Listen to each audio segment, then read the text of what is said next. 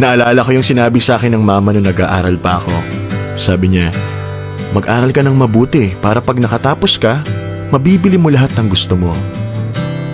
Pero ngayon, ang hirap palang gawin. Sa realidad, pakiramdam ko parang mali ang unahin ng sarili.